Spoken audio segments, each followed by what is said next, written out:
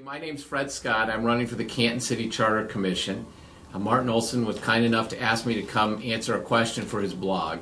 And the question is this: if Canton voters approve the formation of a charter commission and you are selected by them to staff one of the 15 positions, what is your point of view on the following? First, do you favor presenting a Canton charter government structure to Canton voters in November 2016 that mirrors Canton's current statutory government, or do you favor the development of a proposal to voters that changes some aspect of the existing statutory structure of Canton government? If you favor a change, describe the change you would promote in the discussions among the 15 elected commission members and the reasons why you favor said changes. First, I would say that I appreciate the question, but I think it's imprudent for me to say which changes I would adopt. I think that I can tell you the principles which would guide me as a commissioner, but I think at this time it's more important to listen to the voters, to listen to your other commissioners, and find out what they believe their government should be.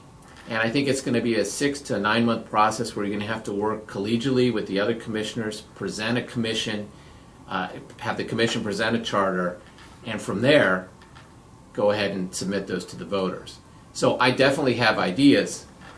I don't think that it's wise to box yourself in, because I think it's important as a commissioner to be open to what they have to say. A good example would be the Canton City Schools merger. They had some ideas about what they wanted to do, yet they may have gone about it too quickly before building some consensus.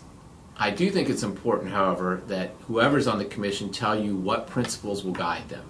And I can tell you what principles would guide me as serving as a commissioner. First, Satchel Paige is one of my heroes, and he said, if it ain't broke, don't fix it.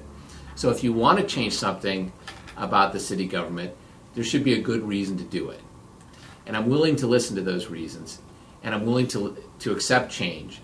However, the principles that guide me would be transparency of your government, efficiency, so that we're not duplicating services, checks and balances, adequate checks and balances between the government branches, and checks and balances that assure the independence of certain important office holders that are independent from, say, the mayor or the city council. And then lastly, I'm strongly in favor of proportional ward representation, and that remain. If those principles can be met, I'm open to any suggestion for change. I do think if I would be in favor of those changes, as a prosecutor, I've had to build consensus, sometimes with victims' families and with other people, sometimes with the court when you argue your position. And I think it's imperative that whoever serves on this commission work to build consensus so that in November 2016 we go to the voters and we provide them something that we know that they support and which the commission fully supports too, so that we're not engaged in an exercise in futility.